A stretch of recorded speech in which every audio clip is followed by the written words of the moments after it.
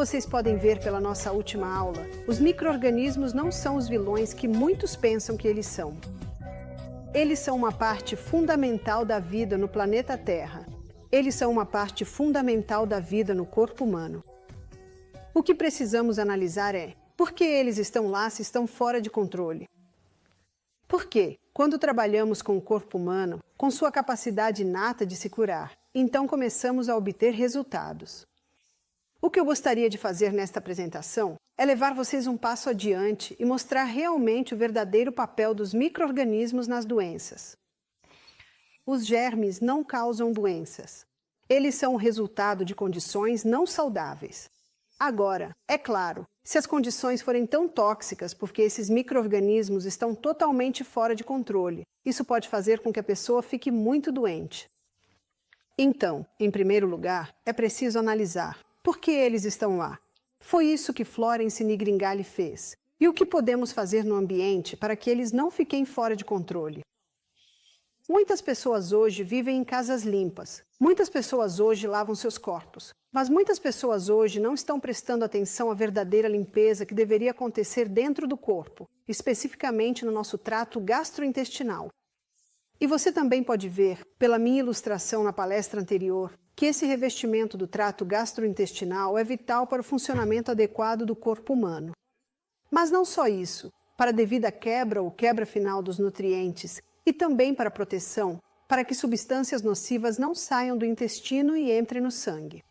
No momento, nas notícias, e já faz 6 meses, está a crise do ebola.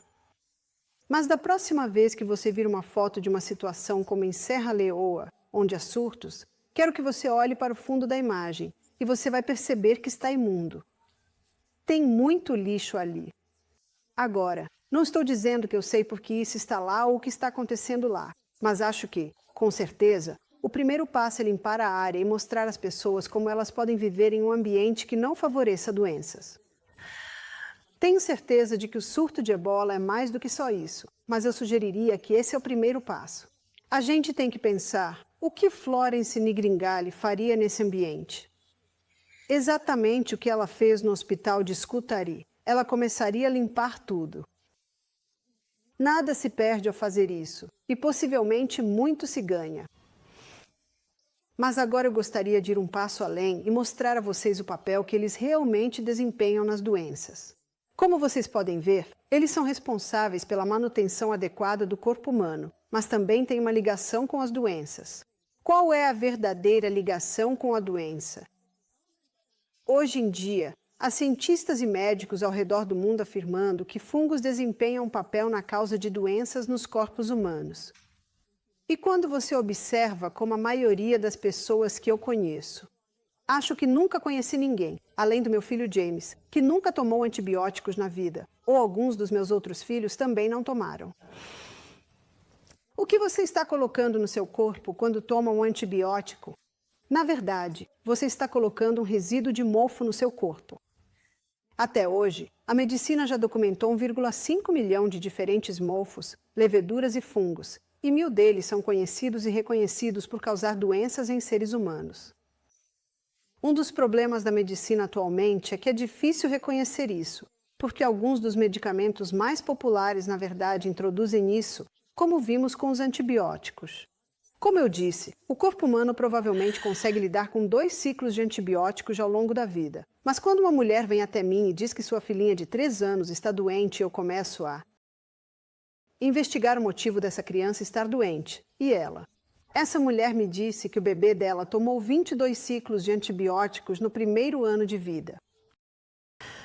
Qual é a definição de insanidade?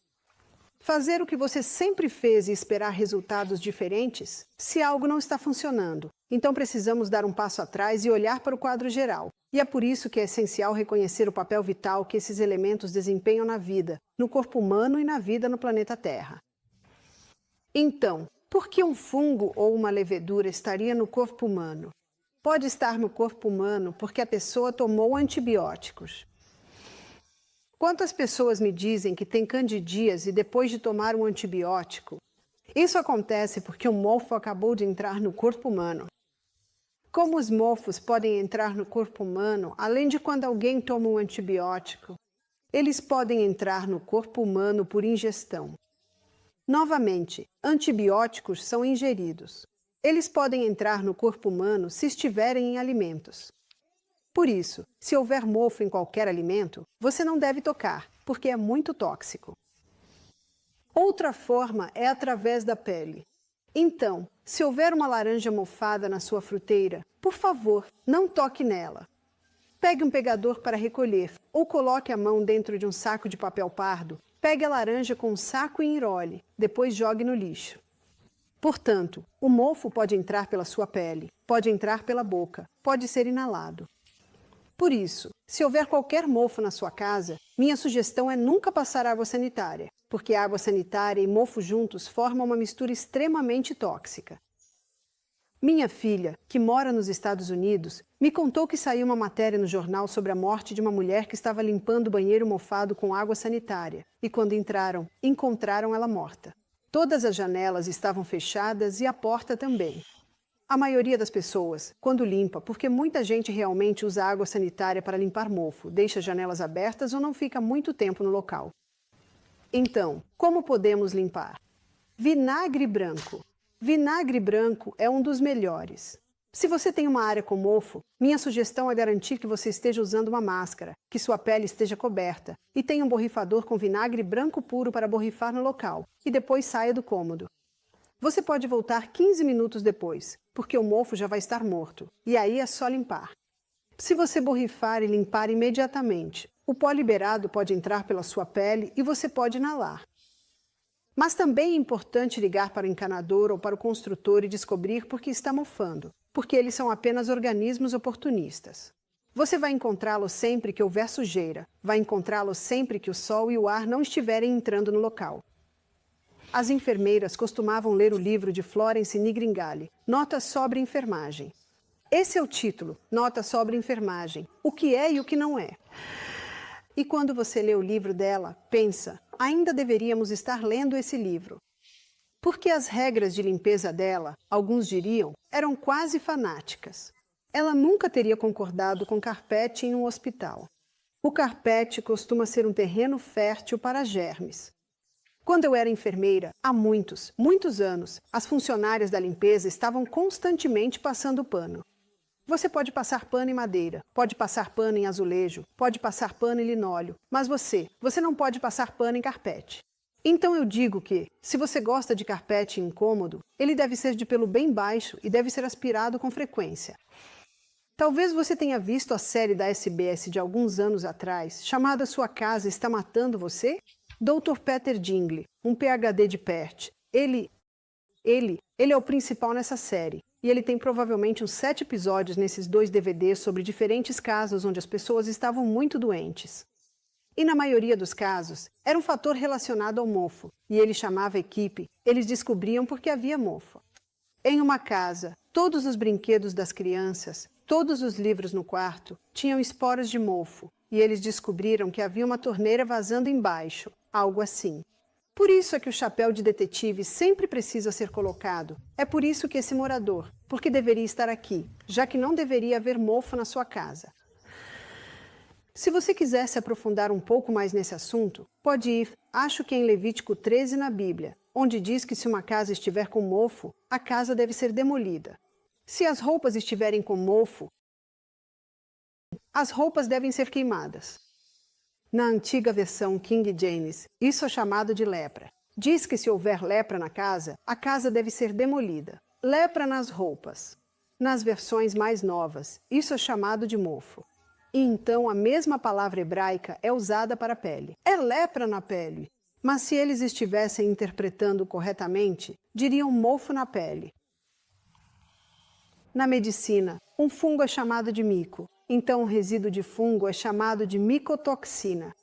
E se você for ao dicionário médico e procurar a palavra mico, vai encontrar cerca de 4 páginas com a quantidade de doenças que tem o prefixo mico. Em outras palavras, elas têm um fator de mofo nelas e podem ser causadas por isso. Uma senhora perguntou, você está dizendo que fungo causa todas as doenças? Bem, ele tem um papel nas doenças, e é preciso perguntar por que ele está ali. Então, se ele está no corpo humano, será que está ali porque a proteção intestinal foi comprometida? Está ali porque a pessoa está consumindo muito açúcar? Está ali porque ela está tomando muitos antibióticos? Está ali porque está respirando o ar de um travesseiro mofado? Está ali porque é um jardineiro constantemente exposto ao mofo do composto? Veja, não é tão simples assim dizer que o fungo causa doença.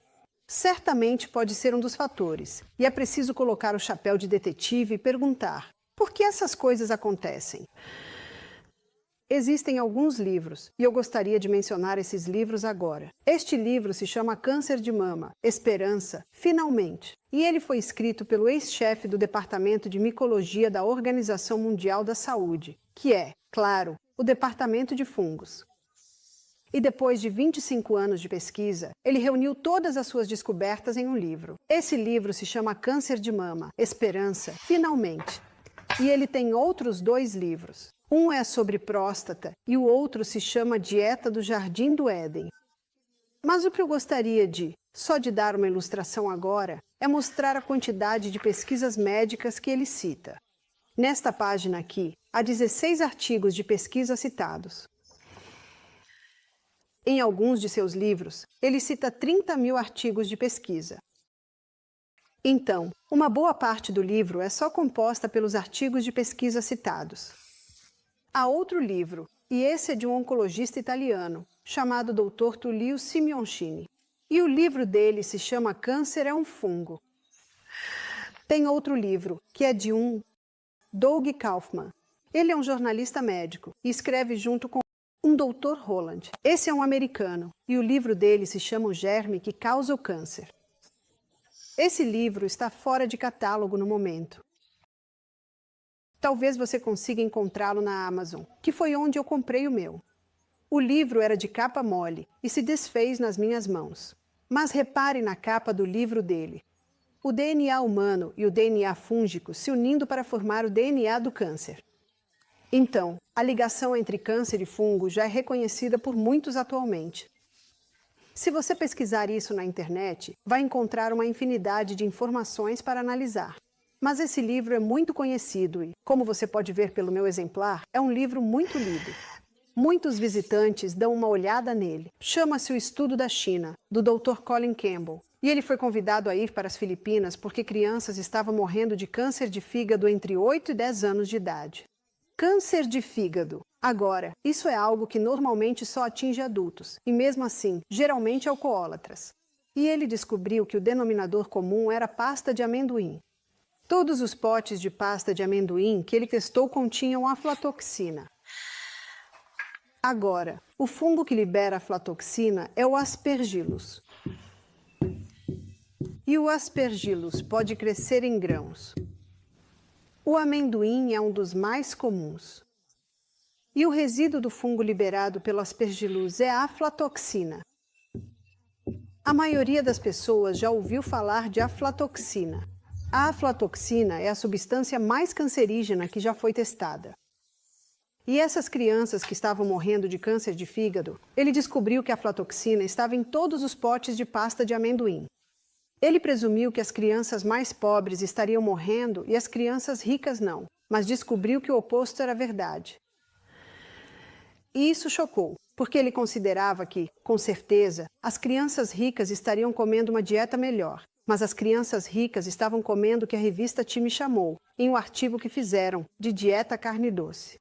Em outras palavras, muita carne, muito laticínio, muito açúcar, muitos grãos refinados. Enquanto isso, as crianças mais pobres estavam comendo uma dieta rica em vegetais, um pouco de soja, um pouco de peixe, uma dieta não refinada. Colin Campbell coçou a cabeça porque, na faculdade de medicina, lhe ensinaram sobre a importância dos laticínios, a importância da carne, laticínios para o cálcio, carne para proteínas e íons. E, mesmo assim, o que ele estava vendo era que as crianças mais pobres estavam sobrevivendo e as crianças ricas estavam morrendo, e a única diferença era a dieta. Elas ainda comiam manteiga de amendoim. Então, ele investigou um pouco mais e, em um jornal médico, viu um artigo sobre aflatoxina, sobre câncer de fígado, que imediatamente chamou sua atenção.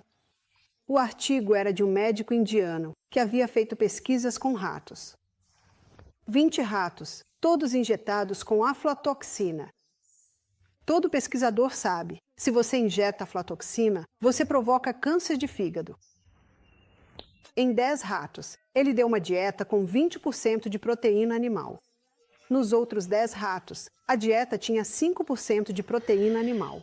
Essa era a única diferença. Ele disse que os ratos vivem 2 anos, e eles testam em ratos porque os ratos têm um trato gastrointestinal muito parecido com o dos humanos. E ele descobriu que, ao final da vida dos ratos, depois de 2 anos, todos os ratos que receberam a dieta com 20% de proteína animal estavam mortos ou morrendo de câncer de fígado. E ele constatou que todos os ratos que receberam a dieta com 5% de proteína animal estavam livres de câncer. Nunca, em pesquisas, você encontra um resultado de 100% contra 0. Ele ficou chocado com isso. Ele encerrou o estudo porque disse que isso ia contra tudo que ele havia aprendido. Anos depois, ele fez sua própria pesquisa, e o livro se chama O Estudo da China porque, na China, acho que foi por volta dos anos 60, houve um imperador que teve câncer e quis fazer uma pesquisa mapeando as partes do país com altas e baixas taxas de câncer. E as taxas altas de câncer estavam sempre ao redor das cidades, onde as pessoas comiam alimentos refinados, e as taxas baixas de câncer estavam sempre no interior. É por isso que se chama o Estudo da China. Anos depois, Colin Campbell fez sua própria pesquisa e chegou aos mesmos resultados desse médico indiano, mas ele abordou outro aspecto. Ele usou 20% de proteína vegetal, mas os ratos não desenvolveram câncer.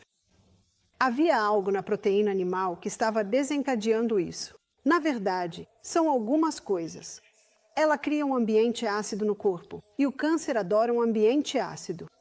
E um desses médicos estava injetando bicarbonato de sódio diretamente nos tumores. O câncer adora acidez, e esse bicarbonato de sódio causava uma onda de alcalinidade na qual o câncer não conseguia sobreviver. Ele recebeu um prêmio Nobel? Não. Infelizmente, suas qualificações foram retiradas dele, até onde sei. Mas o meu motivo para mostrar esses livros para vocês foi mostrar que isso é reconhecido mundialmente por alguns médicos, professores e cientistas muito renomados, que estão analisando isso e começando a obter resultados. Veja, quimioterapia e radioterapia, eu me pergunto se daqui a uns 20 anos as pessoas vão olhar para trás e pensar que estávamos na idade das trevas do tratamento do câncer, porque elas realmente matam o câncer, mas, claro, também podem matar células saudáveis. Eu percebo que as pessoas que sobrevivem à quimioterapia e à radioterapia são aquelas que mudam seu estilo de vida. E aqui no nosso retiro de saúde, já vimos algumas reviravoltas bastante notáveis, basicamente trabalhando com o corpo humano. Então, os pontos que usamos ao buscar eliminar qualquer levedura ou fungo do corpo. E, aliás, uma pessoa pode ter presença de levedura e não ter câncer. Bem, como elas saberiam? A língua. A língua deve ser perfeitamente rosada da ponta até o fundo. Agora, se o branco pode ser raspado da língua, isso é resíduo, mas se não pode ser raspado, geralmente são brotos de fungo. O corpo humano foi feito para se curar sozinho, e ele vai se curar se você der as condições certas. Então, quais são as condições ideais para eliminar a presença de levedura do corpo? Seja algo tão simples quanto psoríase ou eczema, que geralmente são causados por um fungo, ou seja pé de atleta, coceira na virilha, coceira anal, coceira vaginal, ou até mesmo algo mais sério como câncer. Primeiro de tudo, privação. Como podemos privar o fungo de alimento? Bem, é muito importante reconhecer qual é o alimento favorito dele. O alimento favorito dele é o açúcar. E praticamente tudo que você compra no supermercado tem açúcar. Além disso, é claro, ele se multiplica quando é exposto à levedura. Então, isso inclui pasta de levedura, todos os açúcares, pasta de levedura e também grãos. Nós reduzimos drasticamente o consumo de grãos porque eles podem ser frequentemente contaminados com aflatoxina. Hoje, na Austrália, todo grão é testado para aflatoxina. O grão que recebemos não está totalmente livre, porque senão nenhum passaria, mas há uma pequena quantidade. E claro, se o intestino está funcionando bem, uma pequena quantidade pode ser tolerada. Além disso, a pessoa deve verificar se não está sendo constantemente reinfectada pela presença de mofo em casa. Número 2. Eliminar. A boa notícia é que existem ervas que matam fungos, matam mofo e não matam você. Uma delas é o alho. É bem conhecido. Outra é o extrato de folha de oliveira. O extrato de folha de oliveira contém um composto vegetal chamado oleuropeína, que é um forte antifúngico. Uma senhora disse: "Eu tomo um pouquinho disso todo dia."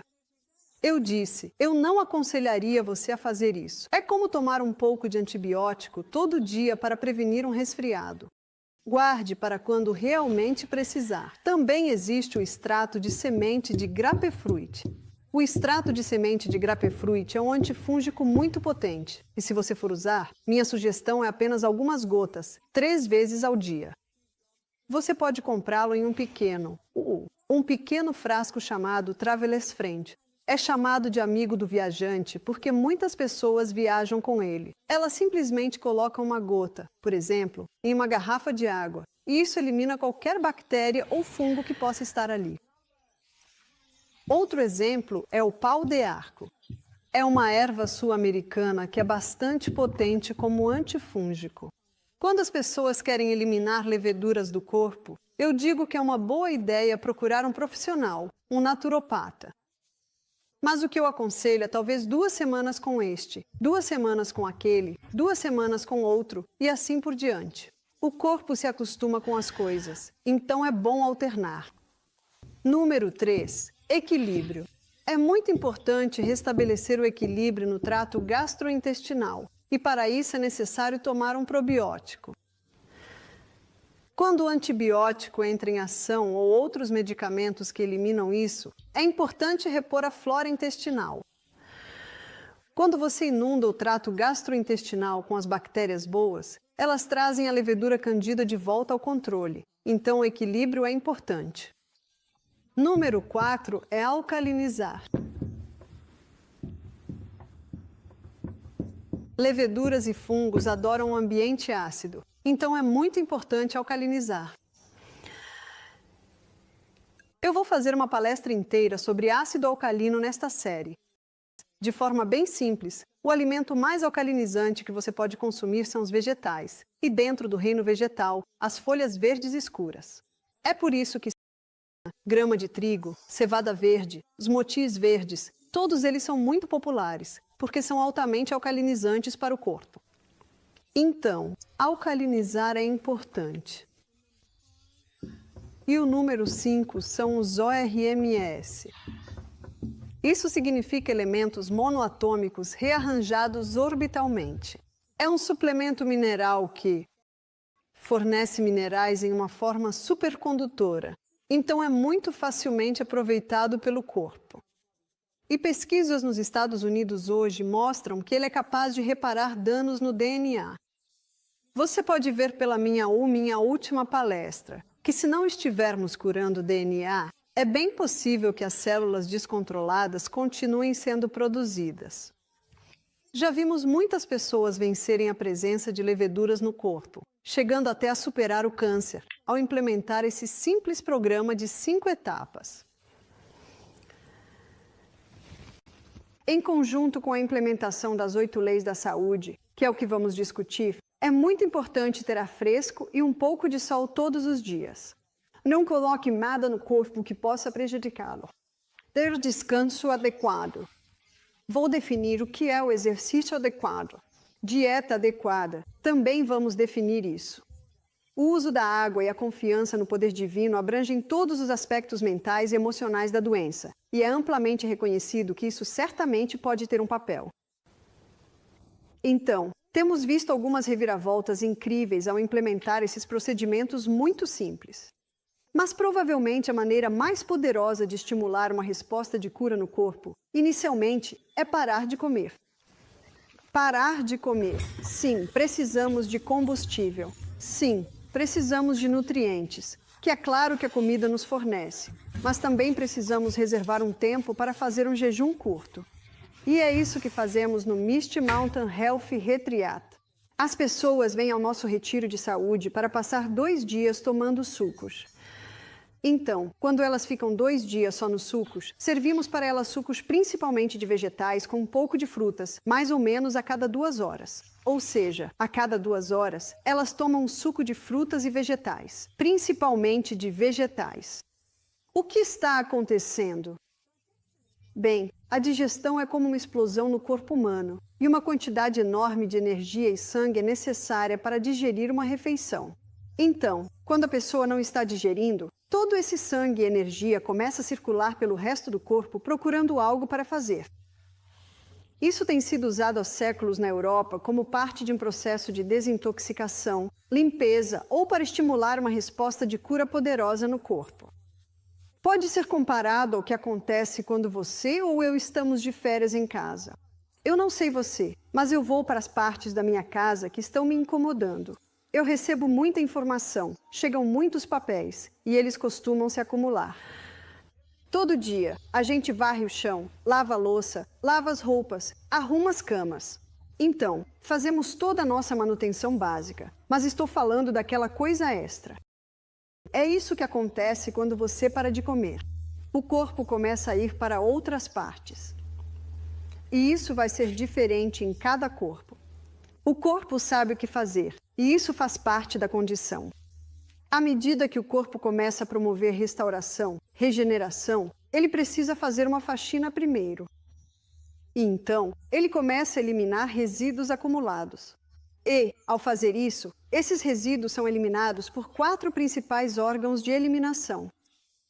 O maior órgão de eliminação é a pele.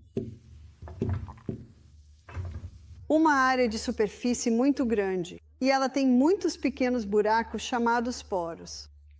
Dr. Kellogg, um médico muito famoso de mais de 100 anos atrás, que escreveu muitos livros sobre saúde, chamava os poros da pele de milhões de pequenos esgotos. E, claro, o que são esgotos? Eles eliminam resíduos.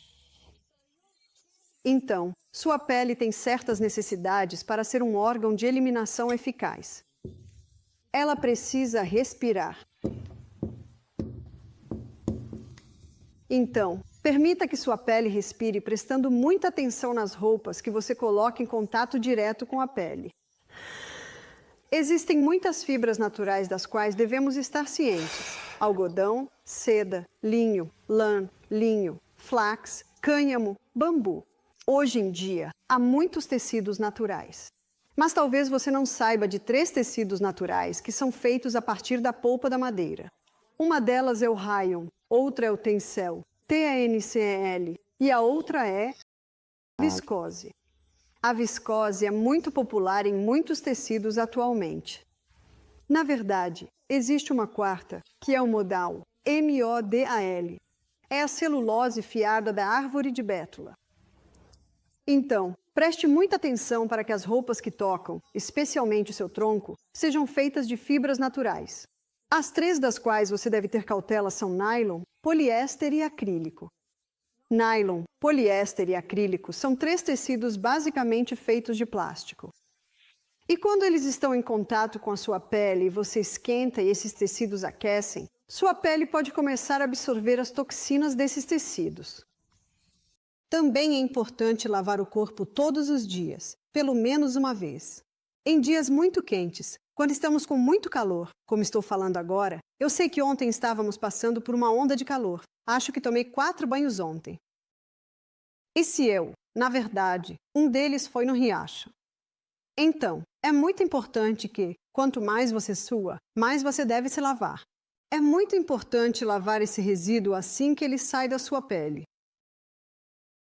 Também certifique-se de que as roupas que tocam seu tronco sejam lavadas todos os dias, especialmente quando você está em processo de desintoxicação. Assim, permita que sua pele respire. Água entrando e água saindo. Água entrando. Nosso corpo usa e perde aproximadamente 2,5 litros de água por dia. Acho que em dias como hoje, o noticiário disse ontem à noite que em alguns lugares, acho que lá em Burke, está fazendo 45 graus, está muito, muito quente. Então, com muito mais suor, precisamos ingerir muito mais água. Mesmo em dias assim, até 3 litros de água por dia. É importante tomar aos poucos, de pouquinho em pouquinho. Então, água saindo também. Lave essa pele.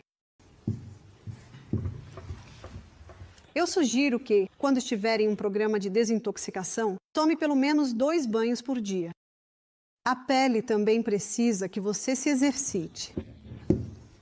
Quando você se exercita, aumenta a circulação do sangue para a pele. Quando a circulação do sangue para a pele aumenta, mais resíduos são eliminados pela pele. Mas antes de eu sair do assunto da água, no Misty Mountain, temos banhos de vapor e essas saunas a vapor perto do riacho acontecem todas as tardes. E isso realmente aumenta a capacidade do corpo de eliminar resíduos. Nessas condições, até 70% dos resíduos do corpo podem ser eliminados pela pele. Isso é uma afirmação realmente impressionante. Quais seriam as condições perfeitas? De fato, aquele banho de vapor em que nossos hóspedes entram ficam muito, muito quentes. Depois mergulham no riacho gelado e voltam para o banho de vapor. Normalmente, eles fazem isso 3 vezes todas as noites. Exercício. Que tipo de exercício aumenta a circulação do sangue para a pele? Qualquer coisa que faça o coração bater mais rápido e aumente a respiração. Devemos fazer isso todos os dias. E em uma palestra futura, vou definir exercício com mais detalhes. O segundo órgão de eliminação são os pulmões. Os pulmões absorvem oxigênio e expelem dióxido de carbono. O dióxido de carbono é o resíduo gasoso criado pela combustão do oxigênio a nível celular. Então, o que seus pulmões precisam é de ar fresco, porque quanto mais oxigênio levado para os pulmões, mais dióxido de carbono pode ser eliminado deles. É como uma troca gasosa naqueles pequenos alvéolos dos pulmões. Seus pulmões também precisam que você se exercite, porque quando você se exercita, sua respiração muda. Você já percebeu? Você começa a respirar muito mais profundamente. Quanto mais profundamente você respira, mais oxigênio está entrando, mais oxigênio está chegando aos seus pulmões. Seus pulmões também precisam de água. Em uma manhã fria de inverno, conseguimos ver a nossa respiração, não é? Por causa da umidade quente que sai a cada expiração. Quando estamos desidratados, os pequenos brônquios tendem a se contrair para tentar conservar água. Por isso, é muito importante que você beba água suficiente para que os pulmões possam eliminar seus resíduos. Os rins filtram principalmente o sangue do corpo humano. E eles fazem isso de uma maneira bastante fascinante. Deixe-me ilustrar.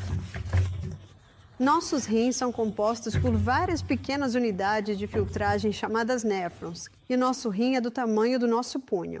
Então, meu cunhado, que mede 2 metros, tem um punho maior que o meu, e minha netinha, que tem 3 anos, tem um punho menor que o meu. Quão importante é ensinar às crianças sobre a casa em que vivem, que é este curto. Certamente a forma mais negligenciada de educação.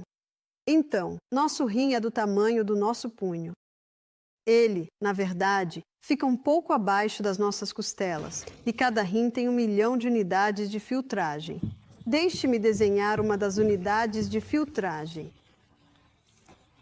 Essa é a unidade de filtragem, e esses são os túbulos por onde o filtrado passa antes de chegar à bexiga e, claro, ser eliminado na urina. Então, o sangue entra, circula ao redor das unidades de filtragem e depois ao redor dos túbulos. Em um período de 24 horas, 1.800 litros de sangue são filtrados. Nós não temos tanto sangue assim. Não, realmente não temos. Mas a cada 2 minutos, 1,2 litro passa pela pequena unidade de filtragem, e dessa unidade, 180 litros de filtrado são extraídos. Mas nós não urinamos 180 litros. Nós só urinamos aproximadamente 1,5 litro em um período de 24 horas. Então, o que acontece com os outros 160 litros? Eles são reabsorvidos aqui. Existe uma área de reabsorção, e mais para o final da semana, vou mostrar para vocês que, nessa área de reabsorção, nossa pressão arterial é equilibrada ou monitorada, o equilíbrio de sal e água no corpo é monitorado, e também o pH é monitorado. Então, entender isso te dá uma ideia do que os rins precisam.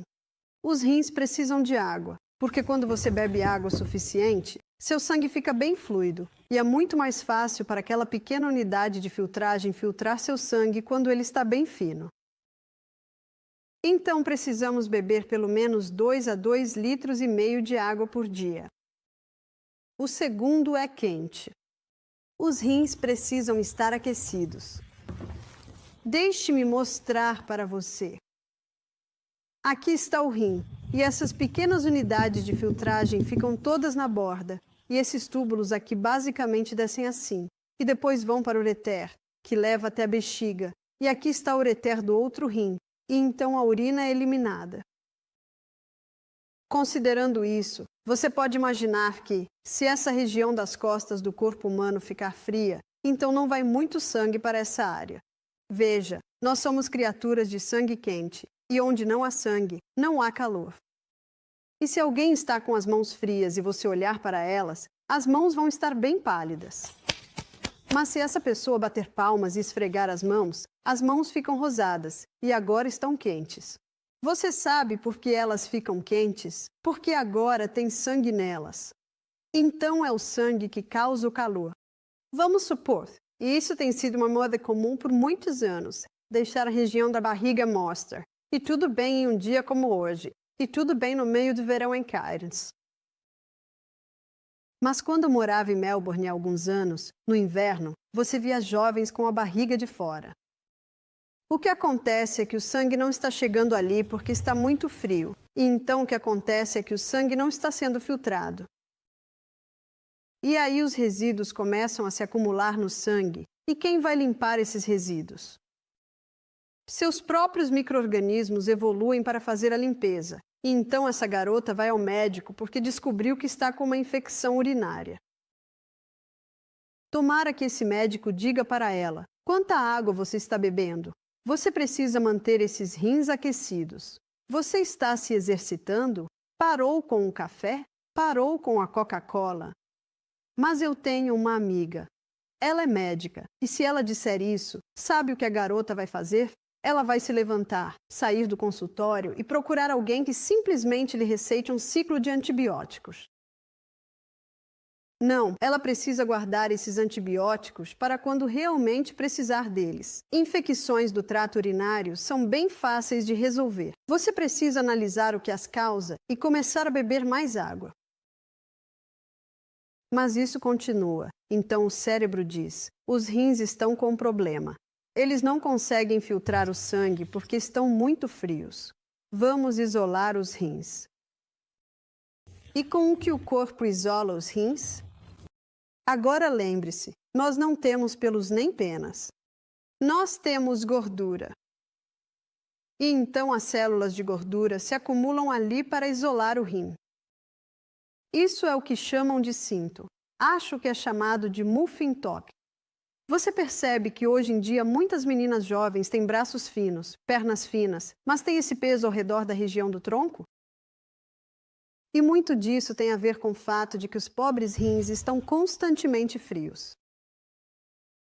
Tivemos uma garota que trabalhou conosco por um tempo e que tinha morado no Nepal por 2 anos. Ela disse: você sabia que as mulheres nepalesas amarram tiras de pele ao redor da região dos rins porque sabem da importância de manter os rins aquecidos?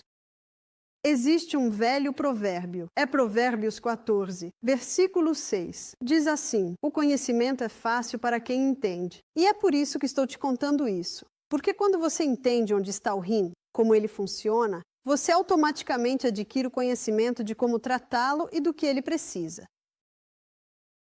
Então isso vai te ajudar a entender por que é tão importante manter os rins aquecidos. Exercício. muitas vezes chamada de remédio esquecido, não é mesmo?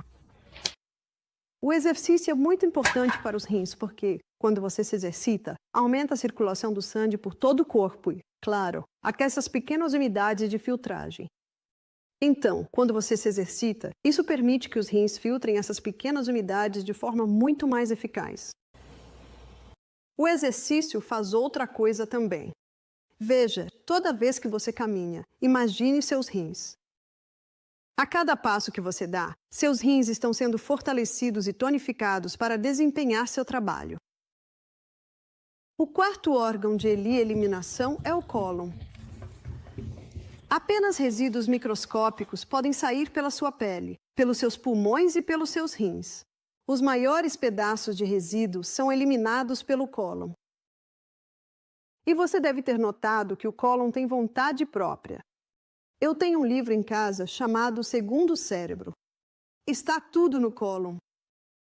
Você já percebeu que, quando você manda ele parar, ele não para. E quando você manda ele funcionar, ele não funciona? Ele tem vontade própria. Então, o cólon precisa de estímulo. Ele não precisa de irritação. Ele precisa de estímulo. Então, o que estimula o cólon? Vamos fazer uma lista de estímulos. Bem, o primeiro ponto é o riso. Não é à toa que o provérbio diz: o coração alegre é bom remédio, mas o espírito abatido seca os ossos. O riso relaxa o cólon. Você sabia que as crianças riem 125 vezes por dia? Nós também deveríamos. O riso é um ótimo remédio e faz muito bem para o cólon. Outra coisa que estimula o cólon é a água. Uma das principais funções do cólon é retirar a água para que as fezes sejam formadas e o conteúdo possa ser eliminado com facilidade. Então, quando alguém está desidratado, normalmente mais água é retirada do cólon do que deveria ser. Aí você acaba com fezes duras, tipo cimento, ou bolinhas como as de coelho. Por isso, é muito importante que você beba água suficiente para que o cólon funcione corretamente. Outra coisa que estimula o cólon é o exercício físico. Quando você se exercita, aumenta o fluxo sanguíneo para o cólon e o suprimento de sangue para o cólon é enorme. Mas outra coisa também acontece quando você se exercita, o movimento do seu tronco. A cada passo que você dá, seu cólon se movimenta. Por isso, o exercício é fundamental para o bom funcionamento do cólon. Fibra. A fibra varre suavemente o cólon. A fibra faz duas coisas. Ela varre suavemente o cólon e estimula o movimento, o trânsito pelo cólon. É importante que o peristaltismo no cólon esteja sempre avançando, sempre para frente. Portanto, a fibra faz duas coisas essenciais. Ela varre o cólon, e nosso cólon basicamente é assim. Ele tem vários pequenos sulcos ali dentro. Aqui está o apêndice, aqui está o intestino delgado, e aqui está o cólon, e é por onde tudo sai. E por causa de todos esses cantinhos e sulcos, é fundamental que a fibra seja parte, uma parte principal, da alimentação, para que tudo isso seja varrido todos os dias. Novamente, a fibra estimula o movimento pelo cólon. Esse é o apêndice. Aliás, você sabia que ele é uma parte muito importante do corpo? Para que serve o apêndice? Algumas pessoas acham que ele não é necessário e, infelizmente, antigamente, os cirurgiões costumavam removê-lo. Uma senhora disse: tirei meu ovário e, enquanto o cirurgião estava lá, ele também tirou o apêndice. Isso não faz o menor sentido. Vamos cortar o pé só por precaução, caso ele fique doente. Não, nós precisamos desses tipos de órgãos, dessas partes do corpo. O apêndice tem duas funções principais. Ele é chamado de lata de óleo do cólon, porque libera um lubrificante que permite que o conteúdo passe pelo cólon de forma eficaz, e também libera um fluido antibacteriano. Para algumas pessoas que seguem uma dieta rica em alimentos de origem animal, refinados e açúcar, o que sai do intestino delgado é bastante tóxico. E por isso o apêndice libera o fluido antibacteriano para tentar amenizar um pouco essa situação. Então, o apêndice é muito importante. Vamos voltar ao cólon e à importância da fibra. No Misty Mountain Health Retreat, nos 2 primeiros dias de sucos, não servimos fibra. Obviamente, eles estão tomando sucos. Então, oferecemos ervas, e essas ervas que oferecemos estimulam suavemente o peristaltismo no cólon. Por isso, é importante que isso aconteça todos os dias. O Dr. Fier, Dr. Kellogg, dizia que 3 refeições por dia deveriam resultar em 3 evacuações por dia. Ou seja, 3 evacuações por dia. A maioria das pessoas se surpreende ao ouvir isso, porque a maioria dos australianos acha que, se vão ao banheiro uma vez por dia, já estão indo bem. Bem, isso só seria aplicável se a pessoa comece uma refeição por dia, e eu não conheço ninguém que faça isso. Na verdade, eu já conheci pessoas que comem uma refeição por dia. Ela começa de manhã e não termina, não para até a hora de dormir. Isso não conta. Nós deveríamos ter. E eu vou mostrar isso para vocês em uma aula mais adiante. Deveríamos fazer uma refeição, depois deveríamos ter um bom intervalo de 5 horas, idealmente, e então fazer outra refeição. É disso que o estômago e o cólon gostam. Nós somos criaturas de hábitos, e o cólon adora que você tenha um hábito. Ele gosta que você coma sempre no mesmo horário todos os dias, beba no mesmo horário todos os dias, vá dormir no mesmo horário todos os dias, acorde no mesmo horário todos os dias. Agora, obviamente, a gente não consegue. Tem momentos em que não conseguimos sempre fazer isso, e o cólon consegue lidar com isso. Mas quantas pessoas, quando viajam, dizem que o cólon para porque o que aconteceu? Elas foram tiradas dos seus horários habituais, dos seus horários de costume.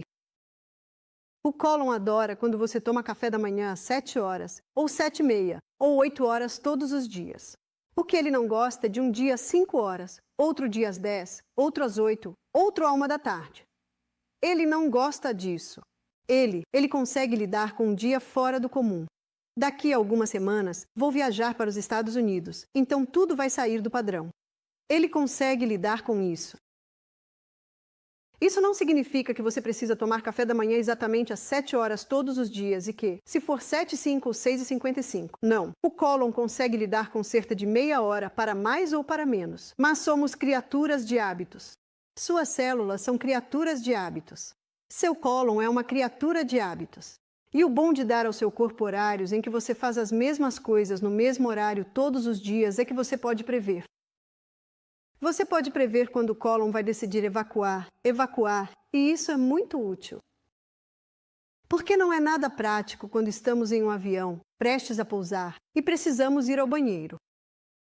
Nessa hora, somos muito gratos ao nosso esfíncter anal, porque ele segura. O problema é que a maioria das pessoas usa esse esfíncter anal porque está assistindo um programa de televisão que está ficando emocionante, não quer ir ao banheiro, ou está no telefone com uma amiga e está ocupada, no meio de uma história empolgante, ou ela está contando isso e elas não querem ir. Você entende o que eu quero dizer? Muitas pessoas usam isso, o que nos deixa muito felizes, o esfíncter anal segurando, quando o resto do nosso corpo quer ir. Nós ficamos muito felizes com isso, mas muitas pessoas usam isso com muita frequência. E aí o cólon acaba criando um hábito. E eu acho que a maioria das pessoas sabe que a pessoa sente vontade de ir, mas não vai porque está no meio de um jogo ou programa interessante. E aí, quando tudo termina, ela vai tentar ir e não consegue. Porque quando você sente vontade de ir, essa área do cólon se enche, e é isso que faz pressão no esfíncter anal. Se você não vai, então tudo realmente volta para a parte anterior do cólon. E a água continua saindo porque, lembre-se, essa é uma das principais funções do cólon, retirar a água para que as fezes sejam formadas. E o que acontece com essa parte que fica lá dentro por mais tempo do que deveria? Ela vai ficando mais seca e mais dura, e então fica mais difícil de evacuar. Então a pessoa pensa, vou ter que ajudar um pouco e fazer força. E aí aparecem coisas terríveis chamadas hemorroidas. Eu me lembro de quando trabalhava no centro cirúrgico e auxiliava em algumas hemorroidectomias. É horrível. Eles colocam um pontinho de sutura ao redor da base e simplesmente cortam. Eu sempre pensava, nossa, isso vai ser terrível quando eles acordarem. Bem, Nada se compara ao que eles vão sentir quando fizerem a primeira evacuação. E, geralmente, analgésicos são administrados, e analgésicos são conhecidos por causar constipação. Então você entra nesse ciclo vicioso, muito vicioso. Então lembre-se, prevenir é melhor do que... 1 grama de prevenção vale mais do que 1 quilo de cura. A gente devia mudar isso. Mas isso é prevenção. É muito importante prevenir qualquer problema no trato gastrointestinal, especialmente na parte final. Tudo deve funcionar muito bem e de forma suave, e isso faz com que a pessoa fique muito mais feliz. Lembre-se, uma parte importante do cólon. Se o sistema de esgoto não está funcionando bem, nada funciona bem. Só lembre disso. Quando sentir vontade de ir ao banheiro, atenda imediatamente ao chamado da natureza. Entendeu? Precisamos atender prontamente ao chamado imediato da natureza, porque seu corpo entra em pânico se você não fizer isso. É muito importante fazer isso. É uma parte importante para garantir que o cólon funcione bem e para criar o hábito de ouvir o corpo. Você já foi a um médico que não te escuta? É muito frustrante, não é? Não seja esse médico. Quando seu corpo fala, você precisa ouvir. Uma senhora me disse: "Eu sou empresária. As pessoas me ligam e pagam $300 por hora para falar comigo." Ela disse: "Se eu preciso ir, eu digo: 'Com licença, surgiu uma emergência, eu te retorno.'" Na verdade, é assim que deveríamos encarar a situação. E lembre-se, não é aquele dia raro em que o avião está pousando e você não pode ir. Não é o dia raro em que você faz isso, e sim o dia raro em que você não faz. Na verdade, é o que você faz todos os dias que desenvolve os padrões de hábito das suas células. Se você observar a maioria dos bebês e crianças, eles evacuam depois de cada refeição. Aí eles vão para a escola e não querem. Eles ficam com vergonha de sair da sala de aula ou não têm permissão para sair. E é aí que realmente começam os padrões de hábito. Mas a boa notícia é que estamos sendo constantemente renovados e você pode mudar esses padrões de hábito. Na minha última palestra, vou mostrar como você pode reprogramar seu cérebro. E ao reprogramar seu cérebro, você também pode reprogramar seu intestino grosso.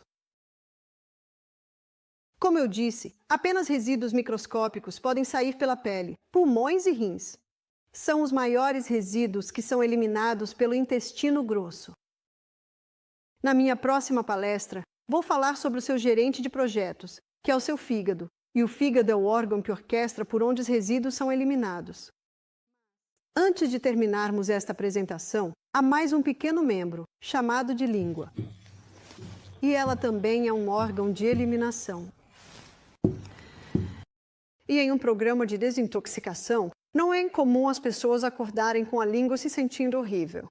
Isso acontece porque os resíduos estão sendo eliminados, e há uma coisa muito simples que você pode fazer para ajudar esses resíduos a saírem e serem eliminados. Chama-se bochecho com óleo. O bochecho com óleo é conhecido há séculos por toda a Europa.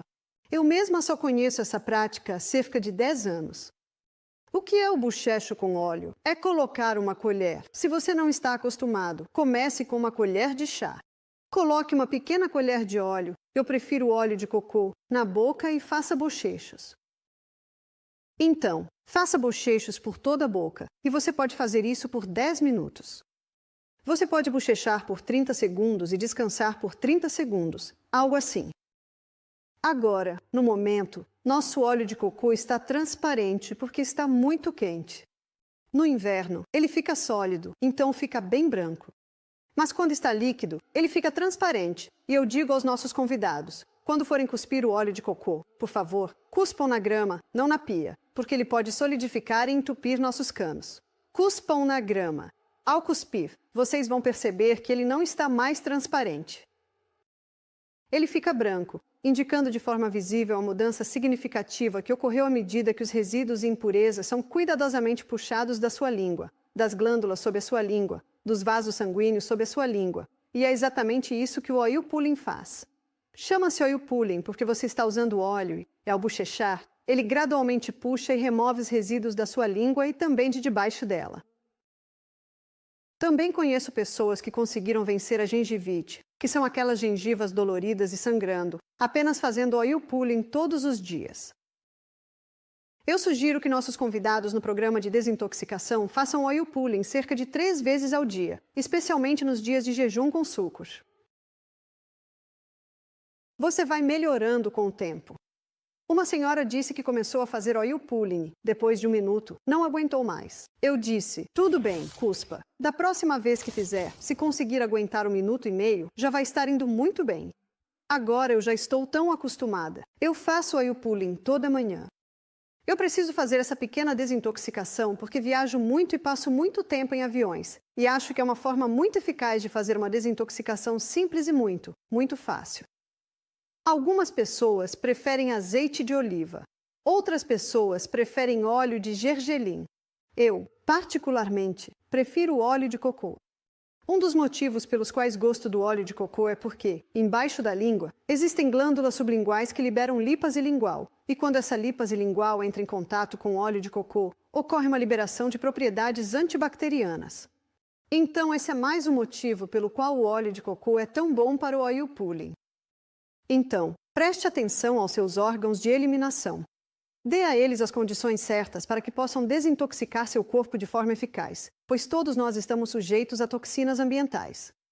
E na minha próxima palestra, vamos falar sobre o gerente de projetos, que é o seu fígado,